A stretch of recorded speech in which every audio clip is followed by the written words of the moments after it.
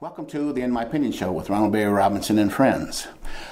Let's introduce our very talented co-host, Ms. Jackie Williams. Hi. Hi. And Mr. Henry Hatter. Hi, Jackie. Mr. Host. Welcome to the In My Opinion Show to our millions of viewers worldwide. Let's talk about the Voting Rights Act.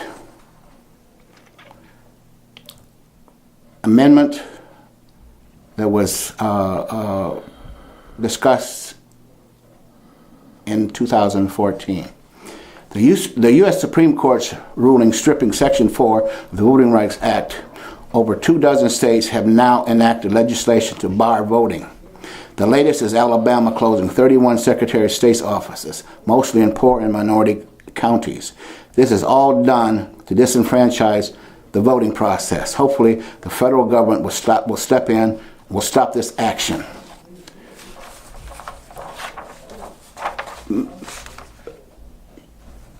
Members of the U.S. Senate, led by Senator Patrick Leahy of Vermont, and the U.S. House Representatives, led by Congressman James Sensenbrenner, introduced bipartisan legislation, Senate Bill 1945 and H.R. Bill 3899, the Voting Rights Amendment Act of 2014. The purpose of these bills is to update and modernize the provisions of the 1965 Voting Rights Act, which were struck down by the U.S. Supreme Court in Shelby County, Alabama versus Holder, case decided in June 25th of 2013.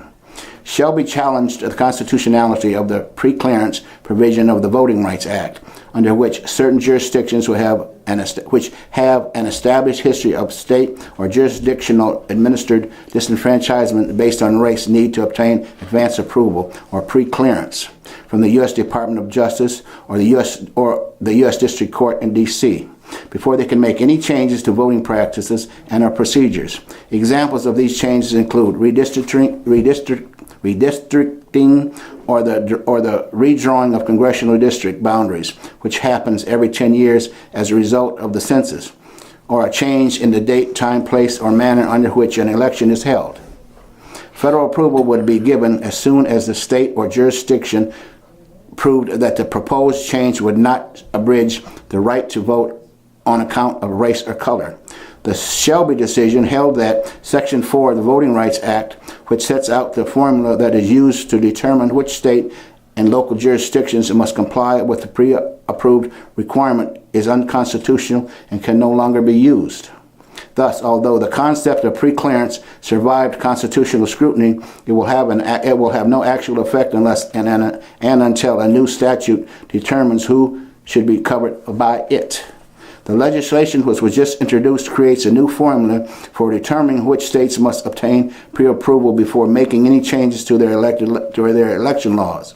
And while the NAACP deeply appreciates all of the work that went into crafting this bipartisan legislation, we will now work to amend it through the legislative process so that more states or jurisdictions with a troubling history of administrating voter disenfranchisements practices must have proposed changes to election laws and practices pre-cleared before making changes.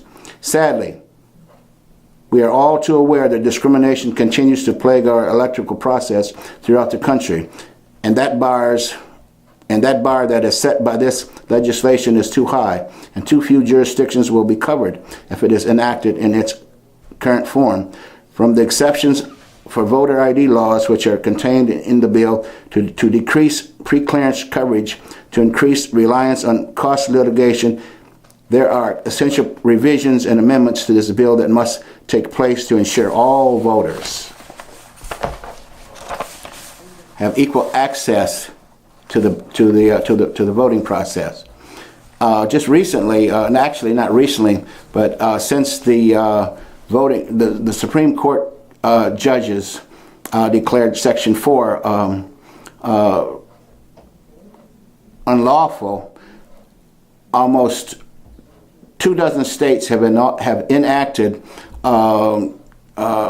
conditions to prohibit people from voting. Recently, Alabama closed 31 Secretary of State's office in mostly black and poor counties. Now, this the people need to rise up and and fight against this. Okay, it's unconstitutional, and we know what the reasons are. Okay, that the vote does count. It's that simple. Mr. Heder, what are your thoughts? Thank you, Ron. I didn't think that you would ever ask me. Now, you spoke about gerrymandering, where the states redistrict every 4 years or every 6 years, whatever it is. Now, that has nothing to do with race. It has to do with jousting of two political parties against each other. They draw the line so that a plurality of the people in a given district will favor the majority party. And so it does happen that black people are concentrated in cities or in large metropolis in a single area because they're not spread all out. And here in Flint, that happened about 15, 20 years ago. They redistricted and they gave Flint a freebie, a black district. The district would have been better drawn if it had been 50% Republican and 50% Democrat.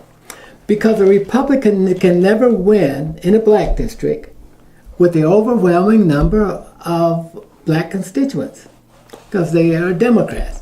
So you never get a balanced political approach to solving any problems. So I don't know whether that's favorable to the process. I think it disenfranchises blacks as well. But we can live with that. But everything that the government does is not necessarily anti-racial. I think that there are many Republicans who watch this process back and forth, and they argue the same things that blacks do. Well, why did you give us this bad area and with the least amount of Republicans? And as you can see around Genesee County, most districts are Democrats for the same reason. But nobody rises up and complains about that. And Republicans can't win in this. We can't carry a presidential vote for a presidential candidate because they can't muster the number of votes. And that's always going to be. That's the way it is. It's dominance of those who have the power and the numbers. I don't think that's necessarily true in Grand Blanc. Because you guys always have a Republican. That's where Republicans live. They live like blacks do in a cluster. But I mean, I live in Grand Blanc and I'm not a Republican, so I mean, I know you are. You gotta have some. You gotta have some Democrats. Have some sprinkles, as I would say. But and you left the group, and the group is mad because you're gone. Right. Okay. Well, we have to do what's best for us. But one of the things I want to point out, back to some of the things that Ron was talking about, when you change the place where you vote, and what it is, a lot of people are conditioned, and this is what you have to consider when you say it's fair. You have to think about the people that are conditioned. If I have been voting, I listen to my mother, she's a person of habit, and when they get older, I don't care what election it is, she's used to voting where she votes. And if you're changing all of that, you cause for them to be uncomfortable. And when you make them uncomfortable, a lot of times they rebel by not going to the polls. And I think that's the purpose of that. It's because when you do that, because, I mean, a lot of people, when you go vote, you see the same people all the time because it's like a group effort. And when you change that and you make them go to a place they're not familiar with, depending on their educational background and depending on their social status, they're not comfortable unless they are confident where they are. So it's a lot of, points in there that we're missing. So if I'm low income and I barely made it to the poll that you had for me, now I have to go vote in another county. How am I going to get there? And if you close the Secretary of State, how am I going to get proper ID to get to the voting poll? That can all be overcome. Those are excuses. No, they're not. Those are excuses. No, hang on. I don't believe that. No, why do they close the Secretary of State's office? We've had the one in Mount Morris closed in, the one in Flint have closed. But it's in Ohio. Let's talk about Alabama. I mean, in the southern states. But we got to talk about the system. 31 counties. Okay. All right, closed their Secretary of State's office, and like Jackie was saying, all right, people become comfortable, all right, and they're local. Okay, but when they have to go, I mean, some of those have to go maybe several hundred miles to open Secretary of State's office. That in itself is to me is unconstitutional. That's taking away. That's taking away that that ability to It might do that, take away the ability, but it's not unconstitutional. Cast your vote. And these southern states, predominantly in the South, are the main culprits. That's why they had to have pre-clearance, because at every turn, all right, they were denying minorities, black folks in particular, the right to vote. And who makes up the majority population in those southern states? Black people. Okay, then who's at fault? So they disenfranchise these people. Who has the power? All right. Who has What's power? The power is the voting power. How in the hell are you going to count all the bubbles in a bar of soap in order to vote? Right. Okay. Or how many kernels? How many kernels might be a weak argument? But these are facts. You gotta have how many kernels on an ear of corn? You know what I mean? That's a bunch of foolishness. Well, but you got to have commitment to practices and property and a philosophy that you believe in, and you pursue it and you support it, even if it means your death. But you're saying that is right, and a lot of people died for the right to vote. No, okay, that was a long time ago. But well, it still happens today. If people don't get up and do what they need to do, how many people that you know that you're referring to go to the polls and vote? 30% of them? Well, that's not the point. Yeah, that is the point. The point is having the opportunity to get to the voting place. You do have the opportunity to vote. go 3 counties down and get in. But this is where you're driving from. Let me let you drive in their car. You're driving from where you sit, and from where you sit, you have a transportation. You have a car that can get you there. You have money to pay for whatever transportation that you need to acquire, whatever. You have money to pay for whatever it costs for that identification. Well, these are people who are. This is poverty-struck areas. These are people that have zero income. All people are not poverty-stricken. No, if you're black, you're not poverty-stricken. And we need to get away from that. But you can't get away from it until we have equality This is statistics, Henry. You'll never get it as long as you're poverty-stricken and underfoot, underrepresented, under this, under that. It's not worth it. But you can't talk about it if it's not a fact. This is a fact. Yeah. It's a fact. But we've been talking about it for years. Okay, but and done nothing. Change the facts. Change the facts. Change the facts that they don't have the income to do these things, and you need to consider that. There was a time that we did have the income, and we still did nothing. We didn't even go to the polls and vote, and we still black don't. Folks even the people not here. had. We got an election coming up for mayor, and they say not interested. Black folks traditionally have not had that right to vote as white folks have had. We are not asking for anything extra. We just want the same fairness and chance that everybody else has to vote, without putting all of this bullshit into the equation. But Ron, if we occupy the largest number of people in these states, and this occurs, whose responsibility it is to guide the process? You got to have leaders, and you got to have people who follow and people who keep commitments to change the system.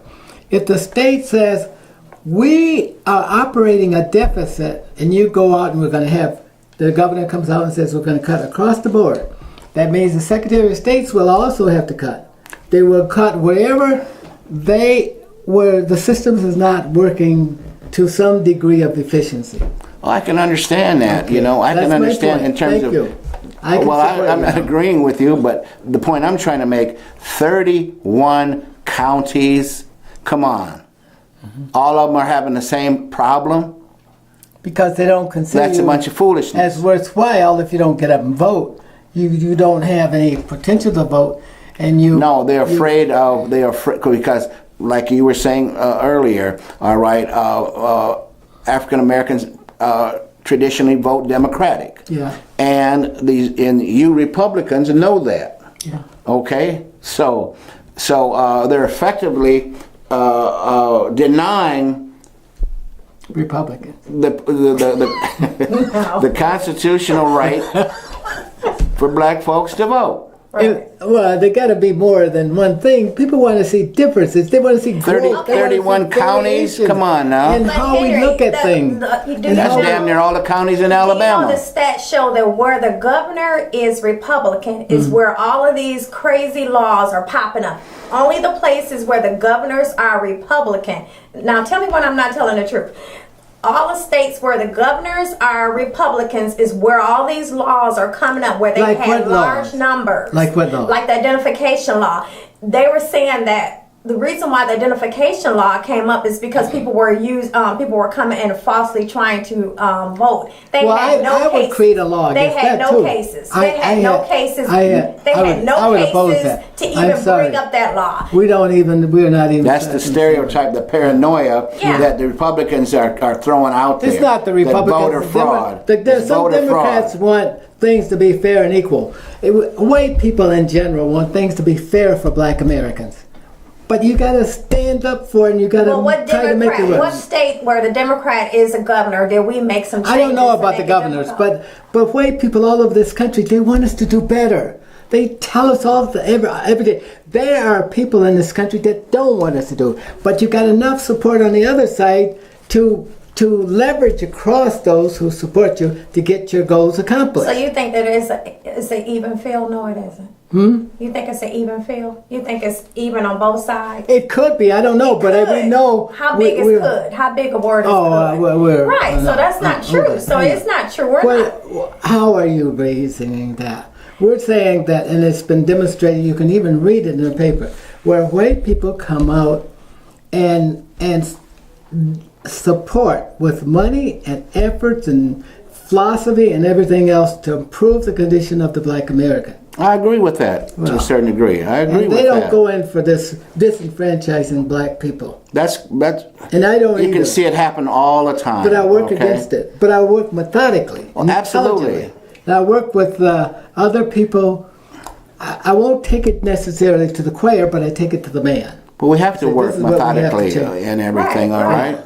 Because everything that happened in our parties we're not happy with. But when it is something that we're You got to remember, Democrats also want to see black people do well. Absolutely. Republicans want to see them do well. So if we could just kind of leverage across those Then stop it. opportunities, Tell we your could friends change to stop things. it. Tell your friends to stop. Well, we could change things if you leverage across the opportunities. Well, that's what we would like And you for can't tell- opportunities to be the same. Out here, if you got 1,000 people out there that are white, you can't tell which one's a Democrat or Republican.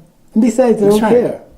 care. But you can appeal to those people, and you get a feel from both sides. If you can relate to them. Oh, here. How do we change the mindset of these folk in these state houses, all right, to be inclusive, okay, and make everything. I mean, in terms of, since we're talking about voting, make it fair for everybody. How do we change the mindset? Okay, because these people are the ones that change and make the laws. But Ron, Whether it be a county, whether it be a local, county, state, or federal. Ron, I submit to you that I have seen evidence of individuals who bring people from the dead and write their names in on an absentee ballot and submit that to the voting system. And some of them you may even know. They may be even your friends. And if it's wrong for the other side, it's also wrong for us. Of course. You know what? Now hang on. Let me just say this, Ron. You're reaching for It's the straws. Constitution Okay. that protects us, that keeps us, that saves us, Right. that allows us to stand up. And if you are promoting something that's contrary to the Constitution, then you're probably not supporting a good government. You gotta know that the Constitution is what protects the black man and the black woman. I'm sorry. And if you know, And they want it fair. People want to know when they go in and cast their vote. Did And so you do just I. say you people? yeah, Yeah. you did. You said you people. Did I say that? Yes. Oh, I'm sorry. Us people. Let me just say that when I go in to cast my vote, Ron, and I put it into the computer like that, I expect for my vote to count. I don't expect for it to be challenged by some cheaters. Now, see, that's And another fallacy. Hang on. Because I've seen evidence of that too. When people go in and submit 2 or 3 votes in different states or different precincts or different regions, that's cheating the system.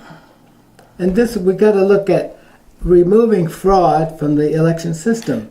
We got to have confidence and trust in our system. After all, you will never find a system like the United States. Once you lose it, it ain't coming back. That might be, that might be true. But you mentioned here earlier that people that I know that are fraudulently. Yeah. Well, name them. Okay, right. Put them out there. If they're fraudulently, they're already in jail. No.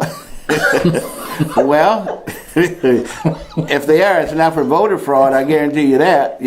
For some other foolishness. But you know what I'm saying. No, I don't. Because you said I've heard this argument. I don't know how many times about voter fraud. That's a bunch of foolishness.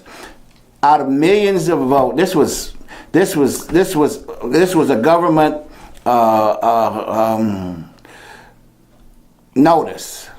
All right. What's that agency that conducts this stuff? Anyway, out of millions of votes cast, they found 3 fraudulent folk. All right, and this thing about that it's voter fraud is rampant. That is a lie. That is a lie, people, and those that perpetuate this lie, you ought to be ashamed. Why are we having this discussion then? If it's a lie, why are we having this discussion? Because you brought it up yourself in a sense. No, I didn't. You said by some of my friends, maybe that's them 3. I don't know that. Now, Ron. Folks, now look at fraud. this. Look at how. Now, you guys are making this thing Republican versus Democrat. No.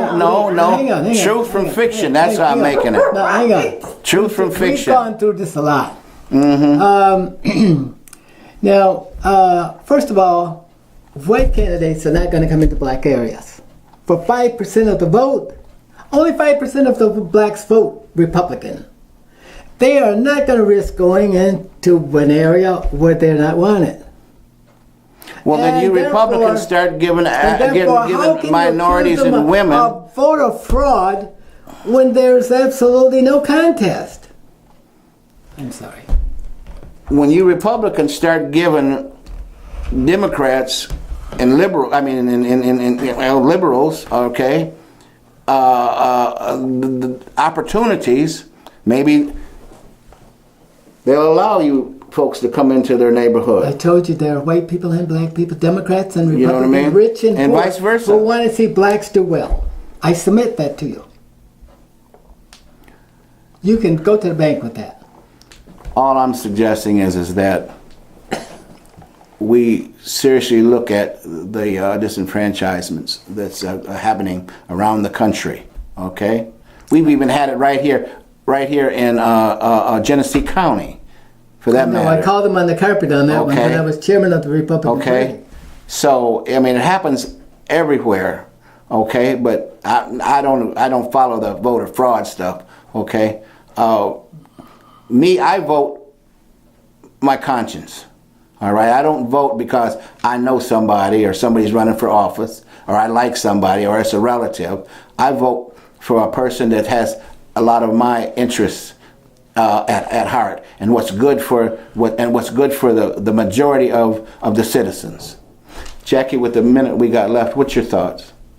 I just think that we just need to keep the field leveled, and we need to make sure when we're implementing these laws that they are actually needed, and it's not just something to disenfranchise some more groups of voters that could have their rights taken away because of the obstacles such as traveling and voter ID and money. You know, I'm sensitive to what you're talking about with your parents being older and removing those precincts from within their region.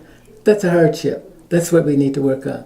But to say that the system is flawed because of that would be a flawed argument. But I think if you see the numbers of how many people it affects, because that's not our backyard, so that doesn't affect you because you have your license and you can renew your license.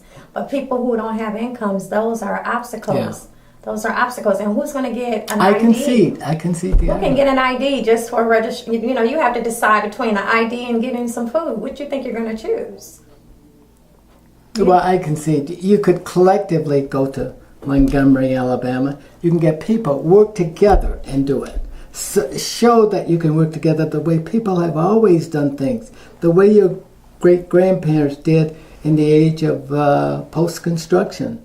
That's what they did. They worked together. Today we don't work together, but we got to learn that again, how to work together to make realistic dreams come true. In essence, that's what I'm advocating. Okay, fairness. You know, working together, compromising, and things of that nature. You know, that's what it's all about. That's what it's all about when it gets right down to it. But the stereotyping and telling lies, and you know, from these politicians so that they can get a vote, so they can send hysteria and paranoia out and all that kind of foolishness. That's crazy. This has been a great conversation. I want to thank Mr. Henry Hatter and Mrs. Jackie Williams, and you, our viewers. This is Ronald Barry Robinson and friends. Until next time, stay focused.